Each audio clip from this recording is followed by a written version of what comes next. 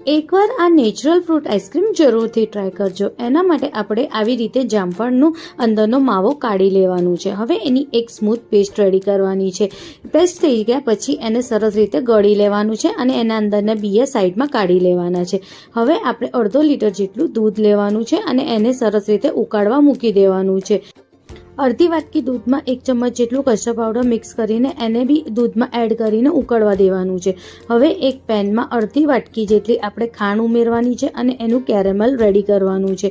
જ્યારે કેરેમલ થઈ જાય ત્યારે એને પણ દૂધમાં એડ કરી દેવાનું છે અને દૂધને ઠંડુ કરવા માટે સાઈડમાં મૂકી દેવાનું છે। દૂધ જ્યારે ઠંડુ થઈ જાય ત્યારે એને એક મિક્સર ગ્રાઇન્ડરમાં લઈ લેવાનું છે। એની જોડે અડધો કપ જેટલી મલાઈ લેવાની છે અને જે આપણે પલ્પ રેડી કર્યું હતું એ લઈને એને સરસ રીતે ગ્રાઇન્ડ કરી દેવાનું છે। હવે બધા જામફળમાં એ મિક્સરને ભરી દેવાનું છે અને 8 કલાક માટે ફ્રીઝરમાં મૂકી દેવાનું છે અને રેડી છે ફ્રૂટ આઈસ્ક્રીમ રેસીપી।